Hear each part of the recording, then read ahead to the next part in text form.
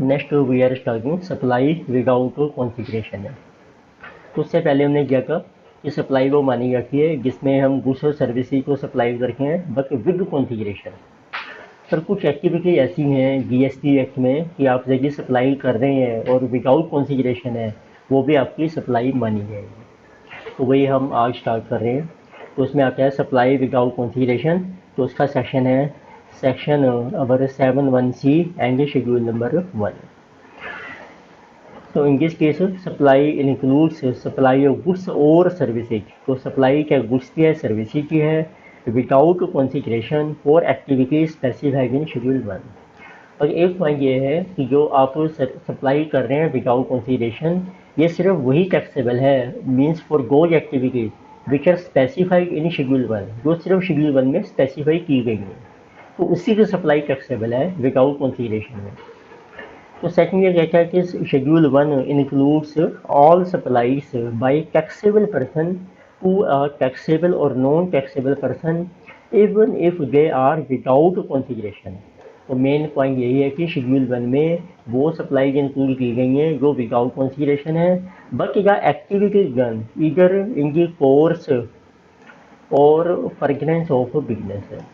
क्या वो बिजनेस के लिए हो रही है या बिजनेस को प्रमोट करने के लिए हो रही है, सिर्फ वही एक्टिविटी जो विदाउट कॉन्फ़िगरेशन है वो आपकी टैक्सेबल हो जाएगी, उस पर जीएसटी चार्ज हो जाएगा। टैक्सेबल वैल्यू जो है ऑफ सप्लाई विदाउट कॉन्फ़िगरेशन, तो वो हम डिटरमिन करते हैं सेक्शन 15(4) में। ये हम डिस्कस करेंगे। अभी तो हमें वैल्यू दी होगी, तो एक चैप्टर आएगा वैल्यू ऑफ सप्लाई कैसे डिटरमिन होगी, तो उसमें आएगा सेक्शन 15(4), तो वहाँ डिस्कस करेंगे हम। तो अब देखते हैं इसमें कौन कौन सी एक्टिविटीज़ मेंशन की गई हैं शेड्यूल 1 में। शेड्यूल 1 में ना 4 पैरा दिए गए हैं। तो इसमें supply without configuration as per schedule 1 which are 4 activities. Para 1 है, पैरा 2, पैरा 3, पैरा 4। पैरा 1 में आती है परमानेंट ट्रांसफ़र और disposal of business assets where ITC available. ये है कि बिजनेस के लिए है, बिजनेस एंटिटी है, उसने कोई देखो एसेट्स परचेज की होंगी बिजनेस के लिए, उस पर आईटीसी अवेल कर लिया। अब वो एसेट हमने ट्रांसफ़र कर दी है या डिस्पोजल कर दी है, तो उस पर जीएसटी चार्ज होगा। पैरा 2 में आती है सप्लाई बिटवीन रिलेटेड और डिस्टिंक्ट पर्सन। रिलेटेड होता है या डिस्टिंक्ट पर्सन, वो आपस में जब सप्लाई करेंगे, जैसे वो फ्री में करते हैं विदाउट कंसीडरेशन, पर वो भी सप्लाई मानी जाएगी एज पर पैरा 2। पैरा 3 है supply between principal agent. Principal होता है जैसे कोई मैन्युफैक्चरर है या होलसेलर है, वो अपने एजेंट के थ्रू सेल कर रहे हैं, तो उसको वैसे हम सप्लाई आपस में कहते हैं ना कि गुड्स ट्रांसफ़र हो रही हैं from one place to another place, पर वो भी सप्लाई मानी जाएगी बिटवीन प्रिंसिपल एंड एजेंट के केस में। पैरा 4 में आके इम्पोर्टेशन ऑफ सर्विसेज। तो ऐसी जब आप सर्विसेज इम्पोर्ट करेंगे और वो विदाउट कॉन्फ़िगरेशन है, तो वो भी देखेंगे हम किस केस में सप्लाई मानी जाएगी। और ऑब्जेक्टिव यही था कि बिजनेस के लिए भी हम इम्पोर्ट कर रहे हैं। तो सबसे पहले आएंगे पैरा 1। पैरा 1 है हमारा परमानेंट ट्रांसफ़र और disposal of business assets where input tax credit available. तो ये इसमें मेन कॉन्फ़िगरेशन वही है कि बिजनेस एंटिटी है, उसने आईटीसी अवेल किया हुआ है और अब वो एसेट अपनी डिस्पोज ऑफ कर रही है या ट्रांसफ़र कर रही है, चाहे वो फ्री में भी कर रही है, पर वो सप्लाई मानी जाएगी। तो it means when input tax credit is avail on a particular asset and the asset is dispose of और ट्रांसफर परमानेंटली विदाउट कॉन्फ़िगरेशन। अब एसेट को परमानेंट ट्रांसफ़र कर रही हैं without configuration, it will be considered as supply and attract GST. तो देखते हैं इसमें कौन कौन से एग्जांपल्स आते हैं। Transfer of business asset from holding to subsidiary company for nil configuration. जैसे होल्डिंग कंपनी अपनी सब्सिडियरी को बिजनेस एसेट ट्रांसफ़र कर रखी है फ्री में, पर होल्डिंग ने जब परचेज की होगी ना वो एसेट, उसने आईटीसी लिया होगा, तो अब वो सप्लाई मानी जाएगी उसके लिए। Purchase of laptops and input tax credit avail but later on given as free to staff और डोनेटेड फॉर चैरिटेबल पर्पज। ऐसे बिजनेस एंटिटी ने लैपटॉप खरीदे, उस पर आईटीसी अवेल कर लिया, अब उसने फ्री में दे दिया अपने स्टाफ को या उसने डोनेशन दे दी चैरिटेबल पर्पज के लिए, तो ये भी आपकी सप्लाई मानी जाएगी। It is deemed supply without configuration. अब क्लोथ रिटेलर है gift cloth from he business stock to he friend free of cost. Retailer cloth purchase कर रहा है, उस पर आईटीसी लेगा, अब उसने वो एज ए स्टॉक जो था बिजनेस का वो अपने फ्रेंड को फ्री में दे दिया है, तो वो भी सप्लाई मानी जाएगी।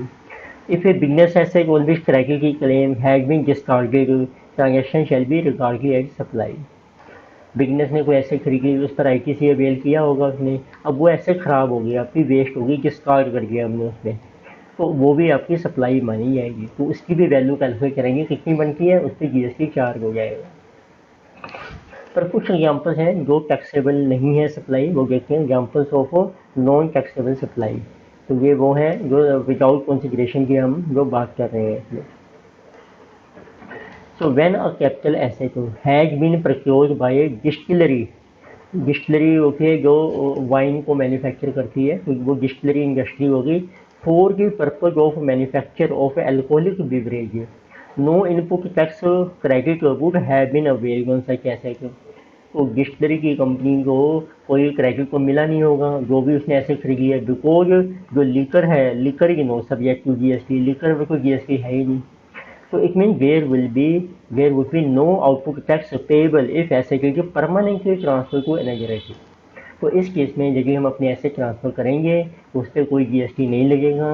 अनदर एंटिटी चाहे वो अनरिलेटेड है, if the transfer lakhs configuration, देखिए आप उसको फ्री में ट्रांसफ़र कर रहे हैं जिसमें कोई कॉन्फिगरेशन नहीं है, क्योंकि इसमें आ गया ना कि हमें इनपुट टैक्स क्रेडिट नहीं मिला था पहले जब आपने एसेट खरीदी थी। तो मेन कंडीशन क्या है कि इसकी पैरा 1 में इनपुट टैक्स क्रेडिट हमने लिया होना चाहिए पहले। अब वो ऐसे हम फ्री में दे रहे हैं तो उस पर वो सप्लाई मानी जाएगी, उसकी जो भी वैल्यू है उस पर जीएसटी चार्ज हो जाएगा।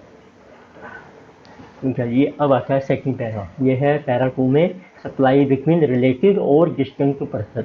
तो पहले भी जरूरी है हमें देखना कि रिलेटिव पर्सन कौन है और डिस्टिंक्ट पर्सन कौन से होते हैं। रिलेटिव पर्सन को होते हैं जिससे फैमिली के मेम्बर हैं, पार्टनरशिप फर्म में उसके पार्टनर्स होते हैं, कंपनी के इसमें उसके डायरेक्टर्स होते हैं, या किसी पर्सन का किसी के ऊपर सब्सटेंशियल या कंट्रोलिंग इंटरेस्ट है, वो रिलेटिव पर्सन होते हैं। डिस्टिंक्ट पर्सन वैसे होते हैं, ये मैं ब्रीफली बता रहा हूँ आपको। जैसे किसी का कोई भी पर्सन है, उसके पास सिंगल पैन है, अब वो अपनी उसी पैन के अंदर बहुत सारी जो फैक्ट्रीज हैं या ब्रांचेज हैं उसको रजिस्टर करवाता है डिफरेंट स्टेट्स में, तो वो डिस्टिंक्ट पर्सन माने जाएंगे। तो अब देखते हैं मीनिंग। सप्लाई ऑफ गुड्स और सर्विसेज बिटवीन रिलेटेड पर्सन और between distinct person will qualify as supply provided it is made in the course or furtherance of business। तो ये भी होनी चाहिए बिजनेस पर्पस के लिए, तो वो सप्लाई मानी जाएगी। तो हुआ रिलेटिव पर्सन देखो पहले, as per explanation 5 to section 15 relative person include the following person है। ऑफिसर और डायरेक्टर्स आगे, पर्सन आर ऑफिसर और directors of one another's business है। कोई भी बिजनेस में जो ऑफिसर्स हैं डायरेक्टर वो रिलेटिव पर्सन है। पार्टनर्स हो गए, person are legally recognize partners in business, ये फर्म के केस में हो गए। एम्प्लॉयमेंट के केस में person are employer and employee, तो इसका एम्प्लॉयर एंड एम्प्लॉई भी जो हैं वो आपस में रिलेटिव पर्सन माने जाते हैं। वन पर्सन है जो at least greater can equal to 25% interest in 2 person है। तो एक पर्सन के पास 2 पर्सन के 25% से ज़्यादा शेयर हैं या उसमें बिजनेस में प्रॉफिट में शेयर है, तो वो दोनों भी रिलेटिव माने जाएंगे। It means a person directly और इनडायरेक्टली ओन्स, कंट्रोल्स और होल्ड्स 25% और more of the outstanding voting stock और शेयर्स ऑफ बोथ ऑफ 2%। दोनों पर्सन का उसके बाद 25% या उससे ज़्यादा के शेयर्स हैं, तो वो दोनों पर्सन जो है रिलेटिव पर्सन बन जाएंगे। डायरेक्ट कंट्रोल है, one of the person directly और indirectly controls the other. Control कब होता है, जब हमारे पास मोर देन 50% शेयर होते हैं किसी कंपनी के, या 50% से ज़्यादा का प्रॉफिट में शेयर होता है। ज्वाइंट कंट्रोल होता है, one person controls directly indirectly 2%। तो एक पर्सन ने गो को कंट्रोल कर रखा है, तो वो जो दोनों पर्सन है ना वो अंदर ज्वाइंट कंट्रोल है। ग्रुप कंट्रोल, ग्रुप कौन से होते हैं, होल्डिंग सब्सिडरी कंपनी को ग्रुप कंपनीज कहते हैं हम। अब उन दोनों ने मिलके 2 और more person together control directly और इनडायरेक्टली 3rd पर्सन। अब होल्डिंग और सब्सिडरी ने मिलकर किसी तीसरे पर्सन को कंट्रोल कर लिया है, तो वो अब बन जाएगा ग्रुप कंट्रोल। फैमिली के केस में पर्सन आर मेंबर्स हो जाए सेम फैमिली, वो सारे रिलेटिव माने जाएंगे। बिजनेस एसोसिएशन होते हैं, persons are associated in business of one another and that one is the sole agent। उसमें मेन कौन है, सोल एजेंट है और सोल डिस्ट्रीब्यूटर है और soul concessionaire of the other. ये सोचते हैं ना बड़े बड़े बिजनेस में कि हमने एक एजेंट रखा हुआ है जो मेन एजेंट है, डिस्ट्रीब्यूटर है जो आगे सप्लाई कर रहा है, वो समझो आपका रिलेटिव पर्सन माना जाएगा। अब आते हैं गेस्टिंग पर्सन कौन से हैं, तो ये सेक्शन 25 में एक्सप्लेन किए हैं। सेक्शन 25 सब सेक्शन 4 है, 25 सब सेक्शन 5 है। तो जनरल रूल ये है, गेस्टिंग पर्सन जो है मीन डिफरेंट रजिस्ट्रेशन हैं और एस्टेब्लिशमेंट्स हैं of the same entity as per section 25 of CGST act. तो पहले देखते हैं सेक्शन 25 सब सेक्शन 4 में कौन है। ये है different registration under a single pan. तो जैसे आपको एक ही पैन नंबर है ना, पर आप डिफरेंट डिफरेंट रजिस्ट्रेशन करवा रहे हो अपनी डिफरेंट ऑफिस की डिफरेंट स्टेट्स में या यूनियन टेरिटरीज में। तो it means a person having more than one registration in respect of an establishment in one or more states or union territories under a single PAN shall be treated as distinct person in respect of each registration. एक वो person है, उसका office है चंडीगढ़ में और दिल्ली में, पर उसको अब उसको कहते हैं कि वो एस्टेब्लिशमेंट मानी जाएगी इसकी जो भी ऑफिस है, तो दोनों की इसको रजिस्ट्रेशन करवानी पड़ेगी दोनों यूनियन टेरिटरीज में, तो वो फिर आपस में जो है डिस्टिंक्ट पर्सन माने जाएंगे। एग्जाम्पल भी लिया देखो, a chartered accountant has head office in Chandigarh and different branches in Delhi and Mumbai. तो ऐसे आता है सेक्शन 25(5) में। इसमें आता है डिफरेंट एस्टेब्लिशमेंट्स हैं अंडर सिंगल पैन। ठीक है, a person having registration in a state और UT in respect of an establishment, establishment मतलब branch, has an establishment in another state और UT also, then such establishment under a single PAN shall be treated as establishment of a distinct person. तो वो ऊपर case किया हमने head office है उसकी branch है, नीचे केस किया हमने हेड ऑफिस है उसकी ब्रांचेज हैं अलग अलग, 2 से ज़्यादा ब्रांचेज, वो जो आपस में ब्रांचेज है ना वो भी डिफरेंट एस्टेब्लिशमेंट मानी जाएंगी अंडर सिंगल पैन के अंदर, तो वो भी आपके डिस्टिंक्ट पर्सन माने जाएंगे। एग्जाम्पल लिया जैसे ए लिमिटेड है जो different factories in Chandigarh, Delhi and Chennai. तो ऐसे जब आप सेज के अंदर रजिस्टर कराते हो, सेज रजिस्ट्रेशन है आपकी एंड ये नॉन सेज प्लेस है बिजनेस की, इनका same state is also liable to different registration. देखो देखिए आपका बिजनेस ना सेज में है और एक नॉन सेज एरिया में है, तो दोनों भी डिस्टिंक्ट माने जाएंगे क्योंकि उनको दोनों की आपको डिफरेंट रजिस्ट्रेशन करवानी पड़ेगी अलग अलग, तो वो भी डिस्टिंक्ट पर्सन बन जाएंगे।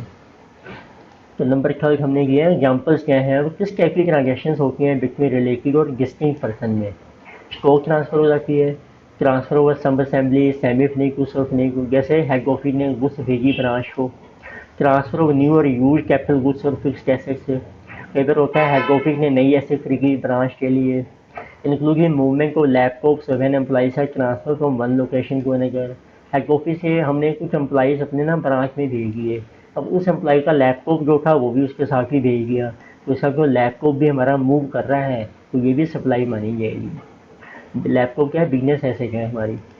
Bill to ship to supply transaction where in the vendor issued the invoice to the corporate office and ships the goods to the branch office. तो इधर होता है ना, ये सपोज लो आपका हेड ऑफिस है अब चंडीगढ़ में, ठीक है, ब्रांच है दिल्ली में, आपने कुछ गुड्स का ऑर्डर प्लेस करके और अब उस सप्लायर को कहते हो कि ये गुड्स मेरी ब्रांच में भेज दो, पर बिल जो आएगा ना, इनवॉइस आएगा, वो आएगा आपके चंडीगढ़ के नाम से, गुड्स जा रही हैं ब्रांच को दिल्ली में, तो इसका मतलब है ये भी समझो सप्लाई मानी जाएगी इनडायरेक्टली थ्रू वेंडर के थ्रू, कि हमने चंडीगढ़ से गुड्स भेजी हैं दिल्ली को। Supply of management services and अगर corporate function by corporate office to distinct person. Head office बहुत सारी सर्विसेज प्रोवाइड करके अपने ब्रांचेज को, ऑफिस को, तो वो उसको कहते हैं मैनेजमेंट सर्विसेज, वो भी आपकी सप्लाई मानी जाएगी। Sale of goods from one registration and providing after sale support और वारंटी सर्विसेज और replacement services by another registration of same entity. तो आप जैसे सेल कर रहे हो अपनी फैक्ट्री से, पर जो उसकी वारंटी है आफ्टर सेल सर्विस है वो डीलर कह रहा है आपका, वो या आपकी ही एक दूसरी ब्रांच है, ठीक है, ब्रांच कह रही है, तो वो भी आपकी सप्लाई मानी जाएगी। Corporate officer receives order from a customer with centralised billing but the execution of the contract is carried out through various branches in other states. तो इधर इसमें भी यही होता है, हेड ऑर्डर ना हेड ऑफिस रिसीव करके है कस्टमर से, फिर बिलिंग भी वहीं पर बनती है, बिल भी वहीं आपके बनाए जा रहे हैं, इनवॉइस जिसे कहते हैं, बट हमारी फिर ब्रांचेज बनी हुई हैं अलग अलग, जो भी लोकेशन कस्टमर के पास होगी ना वहाँ से गुड्स भेज देंगे इसको, तो इसका मतलब है ये भी सप्लाई मानी जाएगी आपकी एक तरीके से, कि कॉर्पोरेट ऑफिस ने पहले गुड्स भेजी ब्रांच को, वो सप्लाई होगी। फिर ब्रांच ने आगे सेल की कस्टमर को, वो भी सप्लाई है। ठीक है, तो यह अब आता है आपका सब ये चल रहा है relative person. Supplier between employer and employee, अभी हमने किया एम्प्लॉयर एम्प्लॉई भी रिलेटिव है, पर इसमें कुछ थोड़ा सा बेनिफिट दिया गया है। तो employer and employee are relative person है। तो services provided by an employee to employer in the course of और in relation to employment shall not be trigger supply services as per schedule 3। अब देखो जो एम्प्लॉई सर्विस दे रहे हैं ना employer को, वो उसके बदले में उसको वो मिल रहा है रेम्यूनरेशन, राइट। तो जो एम्प्लॉयमेंट की सर्विस ये है उसको शेड्यूल 3 में नेगेटिव लिस्ट में रखा गया है, तो वो सप्लाई नहीं मानी जाएगी। दस जो रेम्यूनरेशन है for services rendered from employer in the course, तो जो भी सर्विसेज रेंजर की हैं एम्प्लॉई ने और रेम्यूनरेशन मिला उसको फ्रॉम एम्प्लॉयर से इन दी कोर्स ऑफ एम्प्लॉयमेंट एक नॉट सप्लाई, तो वो तो सप्लाई नहीं है रेम्यूनरेशन, तो उस पर जीएसटी चार्ज नहीं होगा। बट एक एम्प्लॉयर गिफ्ट देते हैं एम्प्लॉई को, वो टैक्सेबल है, वो सप्लाई मानी जाएगी, पर उसमें कुछ हमें बेनिफिट दिया गया है। Gift provided by employer to employee above ₹50,000, अगर वो 50,000 से ज़्यादा है तभी सप्लाई मानी जाएगी। In value in a financial year shall be trigger supply of goods और सर्विसेज और both and it shall be trigger taxable supply. तो एक एम्प्लॉयर गिफ्ट दे रहा है एम्प्लॉई को, 50,000 से ज़्यादा का है, पूरे साल में देखना है आपने टोटल, तो वो आपकी सप्लाई मानी जाएगी और उस पर जीएसटी चार्ज हो जाएगा। It means however gifts provided by employer to employee up to through value ₹50,000 in a financial year shall not be required की tax supply and not taxable. 50,000 के गिफ्ट के ऊपर कोई जीएसटी चार्ज नहीं होगा। The following are different examples हैं of remuneration and gifts by employer to employee. और example देखते हैं रेम्यूनरेशन एंड गिफ्ट के क्या है एम्प्लॉयर टू एम्प्लॉई।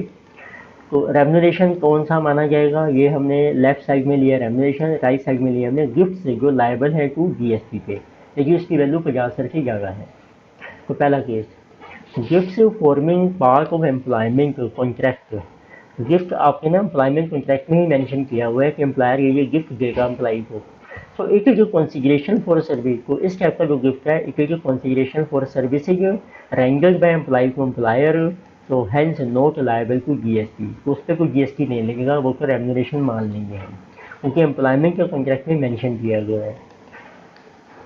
इसी तरीके से यदि एम्प्लॉयर ने कोई गिफ्ट दिया है कैश में, पेमेंट इन कैश जो है एक नॉट सप्लाई, बिकॉज एक तरीके ट्रांजेक्शन इन मनी, मनी की ट्रांजेक्शन में भी कोई जीएसटी चार्ज नहीं होता है, वो भी सप्लाई नहीं है, आगे देखेंगे नेगेटिव लिस्ट में आता है ये भी।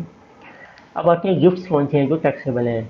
Gifts not forming part of employment contract, कुछ एम्प्लॉयमेंट कॉन्ट्रैक्ट में नहीं मेंशन किए कि एम्प्लॉयर ने अपने पास से गिफ्ट दे दिया है एम्प्लॉई को, तो वो टैक्सेबल हो जाएगा। जैसे gratuitous act of employer to provide gift, gratuitous होता है अपनी मर्जी से अपनी इच्छा से एम्प्लॉयर गिफ्ट दे रहा है, इफ़ इट इज टैक्सेबल, तो ये टैक्सेबल कब होगा, if the value gift is greater than 50,000, तो वो टैक्सेबल हो जाएगा। तो सेकंड आता है फ्रिंज बेनिफिट्स। तो fringe benefits provided by employer to employee in furtherance of business as per service contract, ये भी एज पर सर्विस कॉन्ट्रैक्ट हैं, हम कुछ बेनिफिट दे रहे हैं एम्प्लॉयर ने दिए एम्प्लॉई को, जैसे फ्री सर्विसेज हैं provided to all employees such as membership of a club, health and fitness centre, free housing etcetera. ये सारी जो है गिफ्ट ये तो एम्प्लॉयमेंट के कॉन्ट्रैक्ट में मेंशन की गई हैं, तो ये भी सर्विसेज मानी जाएंगी और ये रेम्यूनरेशन माना जाएगा इसके बदले में जो भी उसको एम्प्लॉय को बेनिफिट हो रहा है। और गिफ्ट कौन सा माना जाएगा, गिफ्ट गुड्स और assets sold by employer to employee at free of cost, ये गिफ्ट माना जाएगा। और transfer of asset by employer for personal use of employee, ये भी गिफ्ट माना जाएगा। एक टैक्सेबल सप्लाई है इररिस्पेक्टिव ऑफ वेदर इनको टैक्स रखेगा या wage on such asset by employer or no, और ये टैक्सेबल है, इसके ऊपर क्या एम्प्लॉयर को इनपुट टैक्स रैकेट मिला था या नहीं मिला था। 10 pre GST procured assets provided to employees free of cost charge will also be liable to GST। इसका मतलब है जब जीएसटी अप्लाई नहीं हुआ था उससे पहले कोई ऐसे खरीदी के एम्प्लॉयर ने, तो उस पर कोई इनपुट टैक्स तरीके मिला नहीं और बोर्ड ने ये एम्प्लॉय को फ्री में, तो उस पर भी अब जीएसटी चार्ज हो जाएगा, वो सप्लाई मानी जाएगी। फिर एक आता है third notice pay recovery. Notice पे में क्या होता है, तो जब जगह एम्प्लॉय ने छोड़कर जाना है तो उसको 1 महीने का नोटिस देना पड़ता है, लेकिन वो नोटिस नहीं देता 1 महीने का, तो उसको 1 महीने की सैलरी एम्प्लॉयर नहीं पे करेगा। ऐसी तरीके से यदि उसने नोटिस कम टाइम का दिया है, जैसे 30 दिन का नोटिस देना चाहिए पर उसने नोटिस दिया सिर्फ 25 दिन का, 25 दिन पहले बताएं तो 5 दिन कम हो गए, तो 5 दिन की सैलरी जो है एम्प्लायर उसकी काट लेगा, वो उसको पे नहीं करेगा। तो वो जो है उसका नाम है नोटिस पे रिकवरी। तो ये एम्प्लायर की इनकम मानी जाती है, उस पर जीएसटी चार्ज हो जाएगा, वो उसको देना पड़ेगा। तो देखें क्या है, if an employee does not serve notice period before resignation, the salary of the unserved portion of the notice period is retained by employer. देखिए एम्प्लॉई ने नोटिस नहीं किया, जितने टाइम का कम नोटिस देगा उतने टाइम की उसको क्या unserved portion of notice period, तो उतने टाइम की सैलरी एम्प्लॉयर रिटेन कर लेगा। एग्जाम्पल देखो, 10, तो इफ एम्प्लॉयर वर्क टू पे salary of 60,000 per month and the unserved notice period is 10 days. अब इसमें है कि एम्प्लॉई ने 10 दिन कम का नोटिस दिया है, then the employer will pay only 40,000 as salary to employee. अब वो उसको सैलरी देगा 20 दिन की, तो 40,000 कैसे निकलेगी, 60,000 इंटू 20 डिवाइडेड बाई 30, वो 40,000 इसमें देगी। But salary payable to employee जो है वो थी 60,000 की ऑन ड्यू बेसिस के ऊपर, and it shall be expense of employer as a consideration to employee for employment and hence not liable to GST. पर 60,000 की सैलरी बनती है, वो ड्यू बेसिस पे उसका एक्सपेंस है, वो एम्प्लॉयर को एक्सपेंस भी मिल जाएगा। तो इट मीन्स अब जो 20,000 उसने पे नहीं की एक्चुअल में, तो उसका क्या रोल है, तो उसका रोल ये है, notice pay recovery of 20,000 shall be saving in expensive which can be viewed as income to the employer. ये इनकम बन जाएगी एम्प्लॉयर की, वो सेविंग है उसकी एक्सपेंसिव में, and it is a consideration to the employer for tolerating the act of the employee to not serve the notice period which was employee's contractual obligation. क्योंकि जब एम्प्लॉई ने नोटिस नहीं दिया, कम टाइम का notice दिया, तो समझो एम्प्लॉयर को टॉलरेट करना पड़ रहा है एम्प्लॉई का एक्ट, उसको कहते हैं टॉलरेटिंग का एक्ट, उसके बदले में उसको 20,000 की सैलरी उसने रिटेन कर ली। तो दिस ट्रांजेक्शन जो है इज लायबल टू जीएसटी। तो हमने किया कि ना सप्लाई का मीनिंग क्या होता है, सेल, ट्रांसफर, एक्सचेंज, और एक होता है टॉलरेटिंग द एक्ट, वो भी हमारी मतलब है एक्टिविटी मानी जाती है। तो इट मीन्स, तो ये था आपका जब नोटिस पे। फोर्थ पॉइंट आता है ट्रांसफर ऑफ गुड्स और assets at a concessional rate to employ. अब एम्प्लॉयर ने कंसेशनल रेट पर गुड्स बेच दी या ट्रांसफ़र कर दी एम्प्लॉय को, तो it shall be valued at open market price, तो इसको वैल्यू करेंगे ओपन मार्केट प्राइस पर, और जो वैल्यू आएगी वो सप्लाई ऑन विच जीएसटी की payable is equal to open market value. तो जो भी मार्केट में वैल्यू चल रही है उस पर जीएसटी पे करना पड़ेगा एम्प्लॉयर को। ऐसे आता है recovery of food expenses from employees for the canteen facility provided by company. Company जैसे अपने एम्प्लॉइज़ को फ्री फूड फैसिलिटी देती हैं, ठीक है, या उसकी रिकवरी है। तो the supply of food by company to its employees is a transaction incidental और ancillary to the main business and whereby the cash of in the course और furtherance of business is met by the applicant and hence taxable supply. तो इसका मतलब है company जो food दे रही है ना, उसके ऊपर जो एक्सपेंस कर रही है एम्प्लॉइज़ के लिए, तो वो उसकी सप्लाई मानी जाएगी, क्योंकि ये बिजनेस पर्पज़ के लिए ही हम एम्प्लॉई को सैलरी देते हैं। तो इसका मतलब है ये बिजनेस, इसके कंपनी का बिजनेस जो है वो इंक्रीज होगा जब हम एम्प्लॉई को फ्री में वो दे रहे हैं, जैसे कुछ फूड वगैरह, तो उसकी रिकवरी ले रहे हैं हम, तो वो सप्लाई मानी जाएगी।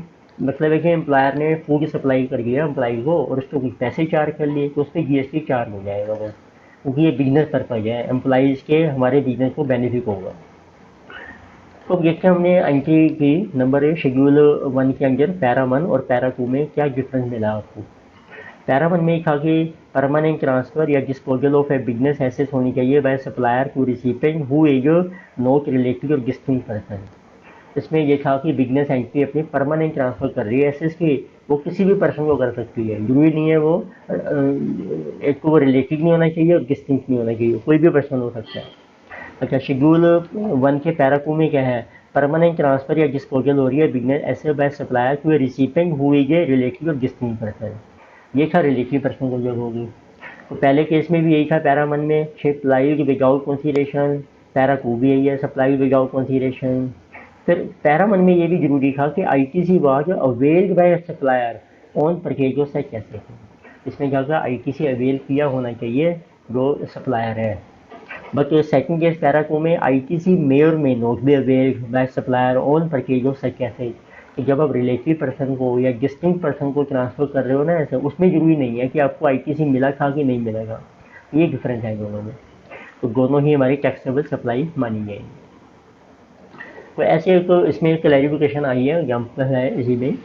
तो interstate transfer of aircraft engine, ये है रिलेटिव पार्टी जो है रिलेटिव पर्सन या डिस्टिंक्ट पर्सन से रिलेटेड है पॉइंट। तो कोई इंटरस्टेट ट्रांसफ़र हो रही है एयरक्राफ्ट इंजन की पार्ट्स एंड एक्सेसरीज की for use by their own airlines है। सोच लो चंडीगढ़ एयरलाइन है, वो अब उसके जो एरोप्लेन्स हैं वो गेली में भी हैं, गेली एयरपोर्ट पर। तो वहाँ पर वो कुछ अपने एयरक्राफ्ट इंजन या स्पेयर पार्ट्स भेज रही है। तो क्या वो और इंटरस्टेट ट्रांसफ़र हो रही है, तो क्या ये सप्लाई मानी जाएगी? तो ये सप्लाई है तो उस पर जीएसटी चार्ज हो जाएगा। तो वैसे it is a taxable supply. तो as per schedule 1 para 2 supply of goods or services or both between related person or between distinct person when made in the course of furtherance of business even if without consideration is taxable as supply and attracts GST। Para two को कहते ही है कि जब आपकी relative person या distinct person के बीच में कोई भी सप्लाई हो रही है बिजनेस के लिए, वो टैक्सेबल है। So when there is interstate transfer of aircraft engines or parts and accessories for use by their own airlines in course of business even without consideration, it is taxable supply and liable to IGST। Interstate है तो IGST charge हो जाएगा। But the credit of GST paid on purchase of aircraft engine, parts and accessories will be available for discharging GST on interstate supply of such aircraft engines, parts and accessories by way of interstate stock transfer between distinct persons। पर जो अब supplier है ना, उसने जब ये खरीदे होंगे एयरक्राफ्ट इंजन, उस पर जीएसटी पे किया होगा, उसका क्रेडिट उसको मिल जाएगा। जब वो अपने दूसरी ब्रांच को मतलब ट्रांसफ़र करेगा, उसके ऊपर जो जीएसटी पे करेगा, उसके अगेंस्ट को क्रेडिट ले सकता है। But however, credit of input tax charge on consumption of such goods is not allowed for supply of transfer को passenger by air in economy class है कि जीएसटी रेट को 5%। पर इसमें एक रूल आता है कि जब एरोप्लेन जो है पैसेंजर की सर्विस करता है, ट्रांसपोर्ट पैसेंजर की, और इकोनॉमी क्लास में, उसमें जीएसटी ना आपका सिर्फ 5% लगता है। तो उस केस में फिर आपको इनपुट टैक्स क्रेडिट नहीं मिलेगा। जब आप कंसेशनल जीएसटी पे करते हैं ना, मोस्टली सारी स्कीमों में यही है, उसमें फिर हमें इनपुट टैक्स क्रेडिट नहीं मिलता है। तो ये वो पॉइंट है आपका। अच्छा, अब था पैरा 3, वो था हमारा supply between principal and agent में। तो ये भी सप्लाई मानी जाती है। तो नॉर्मली क्या होता है, प्रिंसिपल कौन होता है, जैसे कोई भी मैन्युफैक्चरर है, उसने आगे एजेंट रखा है, वो आगे सप्लाई करता है। तो अब वैसे को होता है वो फ्री में देगा उससे एजेंट को, फिर एजेंट आके सेल करेगा, तो फिर जाके एजेंट को कमीशन मिलती है और सेलर की सेल मानी जाती है। तो जब सेलर ने, जैसे मैन्युफैक्चरर है, उसने कुछ भेजी अपने एजेंट को, तो क्या वो सप्लाई मानी जाएगी? तो कुछ देखते हैं उसके क्या रूल्स हैं। तो वेयर का agent undertakes to supply such goods on behalf of principal और agent supply goods to his principal if you consider a supply even though it is without consideration.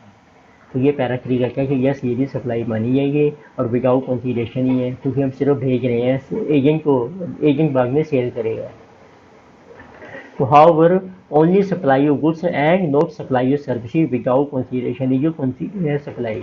पर प्रिंसिपल और एजेंट के बीच में सिर्फ उन्होंने गुड्स को consider किया है, ओनली सप्लाई ऑफ गुड्स, ये आपकी सप्लाई मानी जाएगी। पर कि वो सर्विसेज कह रहे हैं, वो सप्लाई नहीं मानी जाएगी। A principal agent relationship exists when the agent has authority to pass or receive the title of the goods on behalf of principal as discussed bill। तो उसमें जो गुड्स होते हैं ना एजेंट के पास, वो प्रिंसिपल के बिहाफ पे सेल करता है और जो गुड्स का टाइटल होता है वो ट्रांसफ़र हो जाता है कस्टमर को। तो अब देखो सप्लाई कब मानी जाएगी बिटवीन प्रिंसिपल और एजेंट में। पहला case, where the invoice for further supply is being issued by agent in his name। तो अब एजेंट ने आगे कस्टमर को गुड्स सेल करनी है, उसका जो बिल था, इनवाइस इशू करना था, वो एजेंट ने अपने नाम से इशू कर दिया, in his name. Then any provision of goods from principal to agent would be supply. फिर उस केस में जो प्रिंसिपल गुड्स भेजेगा ना एजेंट को, वो सप्लाई मानी जाएगी बिटवीन प्रिंसिपल एंड एजेंट में। तो मेन पॉइंट क्या आया कि जो इनवाइस है वो किसके नाम है। तो नेक्स्ट देखो, तो when where the goods being procured by the agent on behalf of principal are invoiced in the name of agent। ये भी वही है, गुड्स खरीदी हैं, एजेंट ने खरीदी बट प्रिंसिपल के बिहाफ पे और वो भी इनवाइस उसने लिया अपने नाम से। Then further provision of the set goods by the agent to the principal would be supply between principal agent, वो भी सप्लाई मानी जाएगी। फिर नंबर थर्ड आता है आपका where the invoice is issued by the agent to the customer in the name of principal. इसमें agent ने जो बिल इशू किया है वो प्रिंसिपल के नाम से इशू किया है, नेम ऑफ प्रिंसिपल, अपने नाम से नहीं किया, तो अब ये सप्लाई नहीं मानी जाएगी। Such supply of goods would not be supply between principal and agent. तो ये डायरेक्ट सप्लाई मानी जाएगी कि प्रिंसिपल ने सीधा कस्टमर को सेल कर दी बस, तो इसमें तो बीच में एजेंट का रोल नहीं आएगा इसमें। ऐसे और एजेंट होते हैं commission and forward agent, C and F agent कहते हैं। तो ये कौन होते हैं? अब सी एंड एफ एजेंट और commission agent takes possession of the goods from the principal and issued the invoice in his own name. ये क्या करते हैं? ये बल्क में ना गुड्स खरीदते हैं मैन्युफैक्चरर से, फिर आगे सेल करते हैं कस्टमर को, तो उसके बदले में उनको अच्छी कमीशन मिलती है। तो इस केस में क्या है, इन सच केसेज अब वो बिल जो इशू करते हैं इनवाइस अपने ही नाम से, तो in such cases the commission and forward commission agent is an agent को principal for supply of goods, तो फिर वो एजेंट माना जाएगा। तो प्रिंसिपल ने जो गुड्स भेजी है एजेंट को वो सप्लाई मानी जाएगी, तो उस पर जीएसटी चार्ज हो जाएगा। तो कमीशन एजेंट आते हैं एक ऐसे ही एक्ट पर agricultural produce marketing committee act के अंदर। As per APMC Act, the commission agent is a person who buys or sells the agricultural produce on behalf of principal and receives by way of remuneration a commission or percentage upon the amount involved in such a transaction. तो ऐसे ना agricultural produce marketing committee में भी कुछ agent होते हैं तो जो बाय और सेल करते हैं एग्रीकल्चरल प्रोड्यूस को प्रिंसिपल के बिहाफ पे, और उसके वजह में उनको रेमुनेशन मिलता है या कमीशन मिलती है। ठीक है, तो क्या ये एजेंट माने जाएंगे? बट हाउएवर ये एजेंट को माने जाएंगे, बट सर्विसेज जो हैं इसमें provided by commission agent for sale और purchase of agriculture produce are exempt from GST. और ये एग्रीकल्चर प्रोड्यूस है ना, एग्रीकल्चर से रिलेटेड जो एक्टिविटी है उनको हमने एग्जाम्प्ट रखा है, तो इसका मतलब है एजेंट को है वो, पर वो जीएसटी टैक्सेबल नहीं होगा। तो एक और नेक्स्ट टाइप का एजेंट आता है गैल क्रैगरे एजेंट। गैल क्रैगरे एजेंट क्या होते हैं? ये ना बैगेस का रिस्क बियर करते हैं, तो कस्टमर को भी बैगेस करते हैं, उसके बदले में इनको हाई कमीशन मिलती है। तो क्या ये भी एजेंट माने जाएंगे? वो देखते हैं। अब BCA is a selling agent who is engaged by a principal to assist in supply of goods और services by contacting potential buyer on behalf of principal. The main feature of the gap is gap BCA del credere agent guarantees the payment to the supplier. तो एक तरीके से ये guarantee देते हैं supplier को कि इतनी पेमेंट आपको जरूर मिलेगी, जो भी बैगेस हैं वो मेरे हैं। तो इन सच सिनेरियो जो वेयर द बायर तो fail to make payment to the principal by the due date, तो इस केस में जो बायर है कस्टमर मतलब कि वो पेमेंट नहीं करता है प्रिंसिपल के ड्यू डेट तक, the BCA makes a payment to the principal on behalf of the buyer effectively providing an insurance against default by the buyer. तो उस केस में BCA पेमेंट कर देगा प्रिंसिपल को, एक तरीके से वो इंश्योरेंस दे रहे हैं।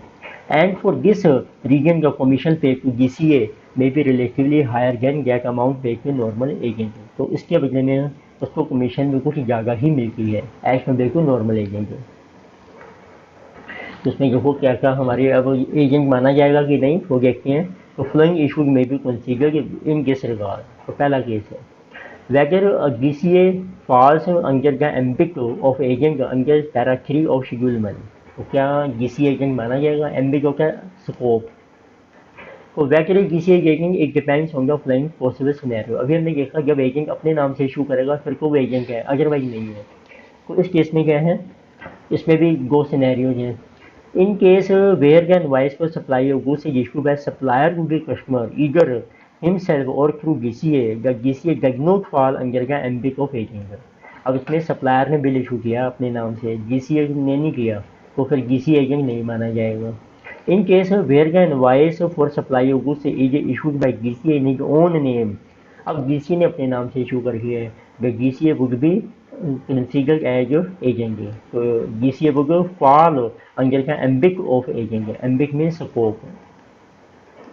फिर सेकंड है whether temporary short term transaction based loan extended by so BCA to the recipient means buyer for which interest is charged by GCA is to be included in value of goods being supplied by the supplier where GCA is not an agent।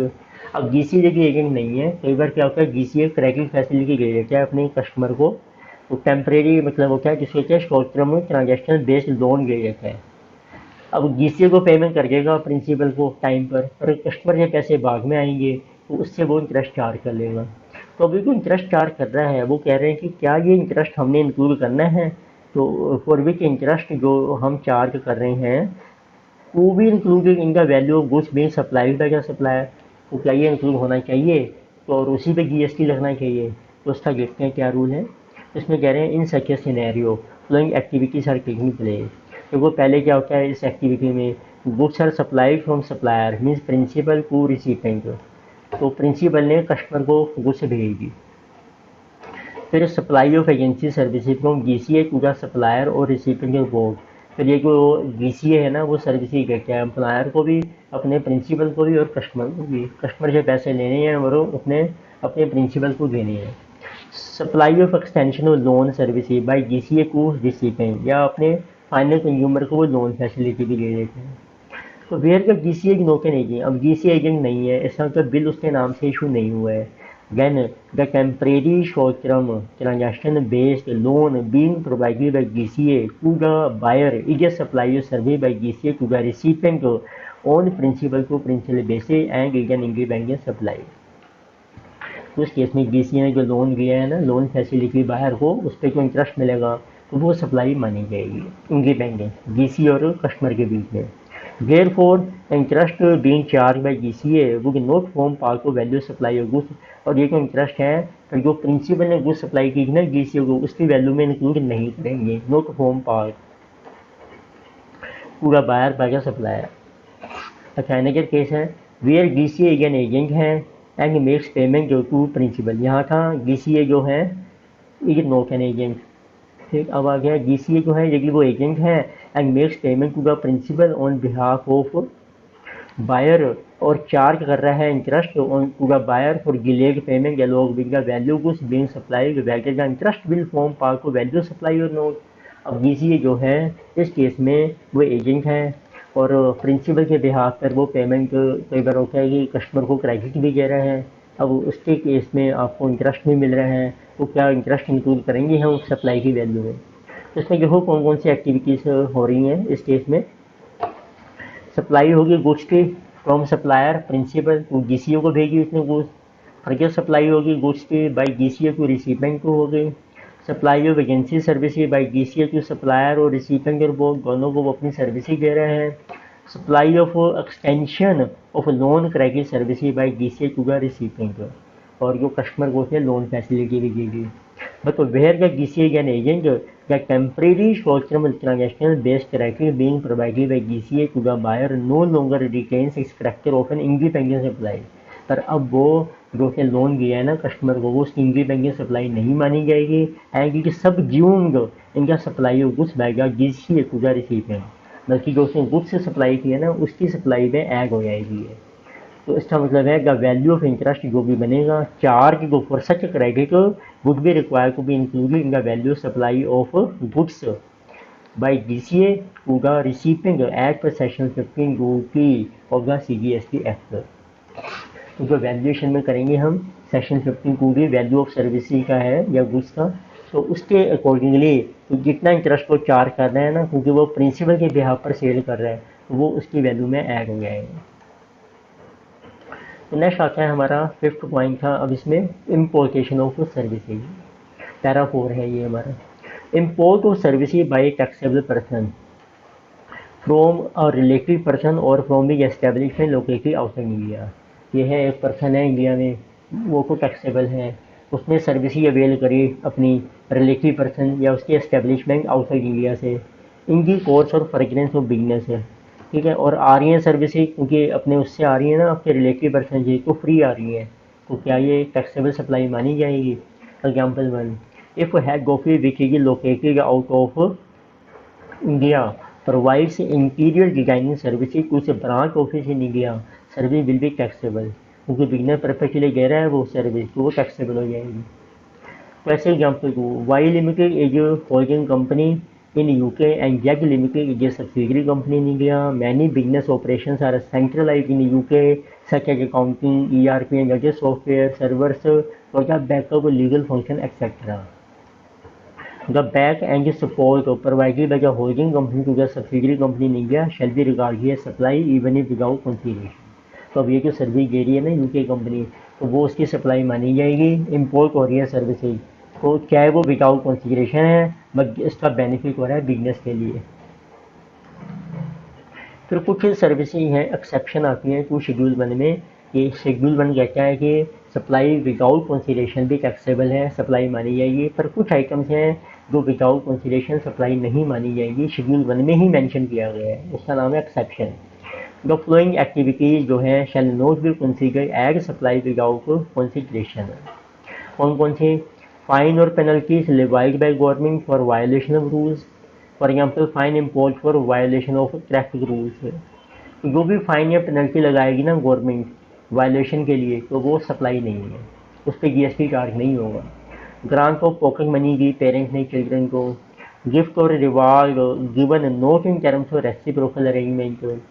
Amount paid on alimony for divorce, जब husband wife का divorce होता है उस time जो भी पैसा मिलता है वाइफ को मोस्टली, तो वो एलिमनी कहते हैं, तो वो टैक्सेबल नहीं है। रिफंडेबल डिपॉजिट, आपने कोई सिक्योरिटी डिपॉजिट किया था गुड्स परचेज करने के लिए, तो अब वो रिफंड हो गया, तो वो भी सप्लाई नहीं मानी जाएगी। गुड्स और assets sent for repairs on returnable basis, आपने गुड्स को ठीक करने के लिए रिपेयर के लिए भेजा था, वो वापस आ जाएंगी, फिर वो सप्लाई नहीं मानी जाएगी।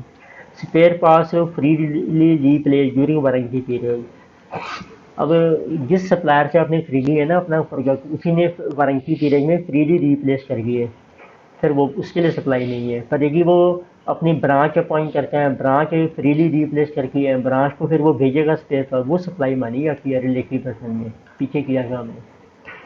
Activity of sending taking the goods out of India for exhibition और on consignment basis for export promotion do not constitute supply as there is no consideration exact point of time. जब आप goods भेज रहे हो ना exhibition के लिए, बाद में वो वापस आ जाएंगी, सिर्फ प्रमोशन करनी है, उस पर कोई पैसे के मिलेंगे नहीं, कोई कंसीडरेशन नहीं है, तो ये शेड्यूल 1 की एक्सेप्शन है, तो विदाउट कंसीडरेशन है but this is not taxable. तो अब देखते हैं इनमें क्या डिफरेंस है। Section 71B versus 71C of CGST act, दोनों में ही आता है इम्पोर्ट और सर्विसेज। देखो सेक्शन 71B में भी आता है इम्पोर्ट और सर्विसेज, पर यहाँ पर था फॉर कंसीडरेशन। सेक्शन 71C किया हमने, and entry number schedule 2 para 4, इसमें हमने किया है इम्पोर्ट और सर्विसेज विदाउट कंसीडरेशन। तो इसका मतलब है सेक्शन 71B में था सर्विसेज सप्लाई विद कंसीडरेशन, तो उसमें कंसीडरेशन चाहिए आपको 71B में, और ये सप्लाई है मे भी चाहे वो कोर्स या फ्रेग्रेंस और बिजनेस के लिए है या नहीं है, चल जाएगी, टैक्सेबल हो जाएगी। अब हम कर रहे हैं इम्पोर्ट और सर्विसेज विदाउट कंसीडरेशन में, और ये कंसीडरेशन तो है ही नहीं इसमें, तो बट सप्लाई जो है मस्ट भी इन कोर्स और फ्रेग्रेंस और बिजनेस के लिए होनी चाहिए, तभी वो टैक्सेबल होती है। पर्सनल यूज़ के लिए होगी तो वो टैक्सेबल आपकी नहीं होगी। ठीक है, तो अभी हम नेक्स्ट लेक्चर में डिस्कस करेंगे इसके एग्जाम्पल्स में है।